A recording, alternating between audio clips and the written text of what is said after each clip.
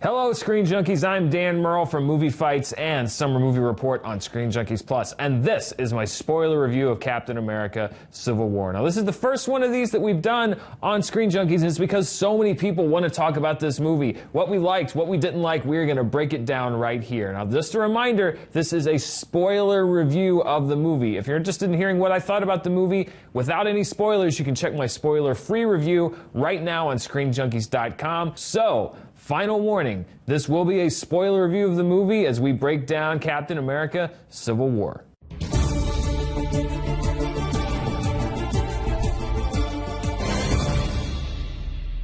Now, I think the first thing that you have to do when you're breaking down Captain America: Civil War is focus on the two performances that are at the heart of this movie. Chris Evans as Captain America and Robert Downey Jr. as Tony Stark / Iron Man. I think they both crush it in this movie. He's my friend. So was I.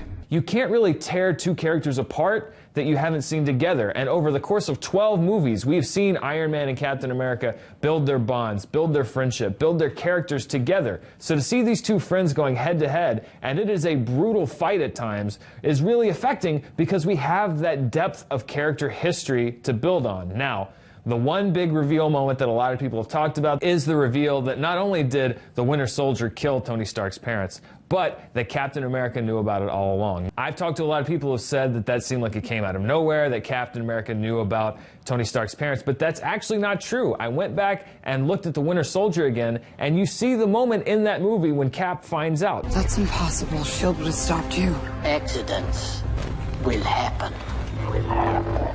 Now, is this beat a little rushed in the movie? Yes, it is. But what makes it impactful is that you see the pain behind Tony Stark's eyes when it's revealed. And the reason that you buy that pain is because we've seen all the way going back even to Iron Man 2 what the effect of Tony Stark losing his parents has had on himself, has had on his character, has had on the man that he has become. My greatest creation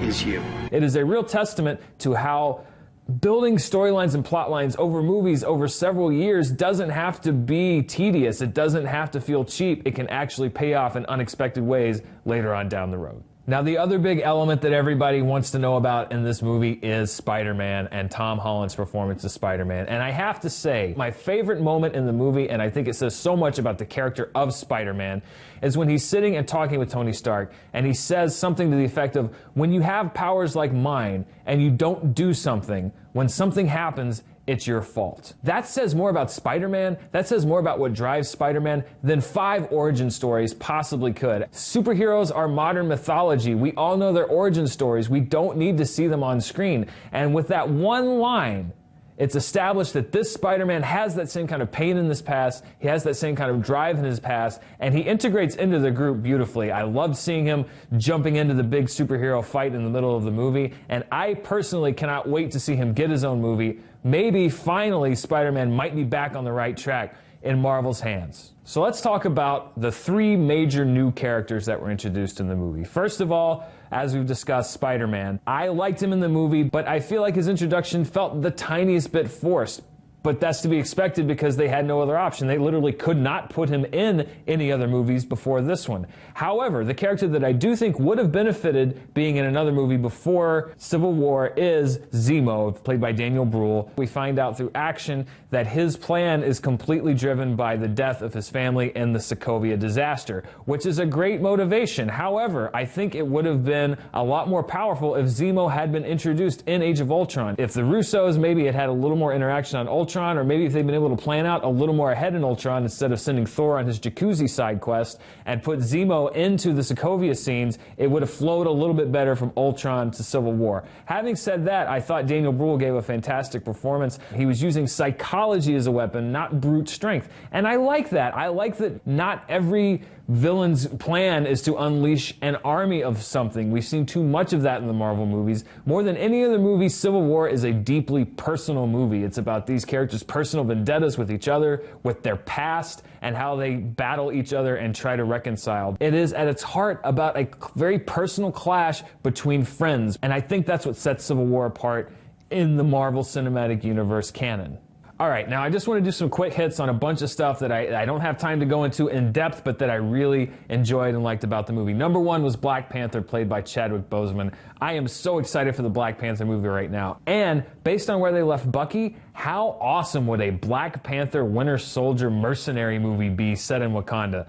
That might not be where they're going, but that would be a really kick-ass movie. Secondly, Thor and the Hulk. I didn't miss them, I have to be honest. And I love the fact that they used that in the movie when Secretary of State Ross said, if the U.S. military was missing a thermonuclear warhead, don't you think people would be upset about it? The fact that they didn't fold them into the story, I think worked for the story. They were able to address it satisfactorily. And I like the fact that they were not missed and that they're free to go do their own standalone adventures, all of which I'm sure we'll see in Thor Ragnarok. Thirdly, the Oscar winner girlfriend game of phone tag continues as Pepper Potts does not make an appearance in this movie. Well, I guess they couldn't afford Gwyneth Paltrow. I get it, but I also feel like Pepper deserved better. I hope that there are more chances for her to be folded back into the MCU.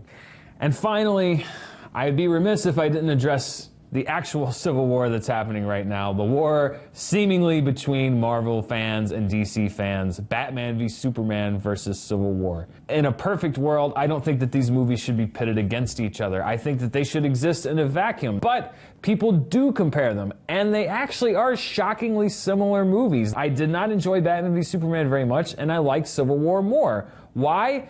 Personally, I believe that the beats that didn't work in Batman v Superman work in Civil War because they've been cultivated over time. If Civil War had been the second MCU movie, I believe that it would have been a mess. It would have been overstuffed because we wouldn't have had any setup for any of this. The shorthand that we have with these characters over the past 8 years is one of the things that I think makes Civil War work.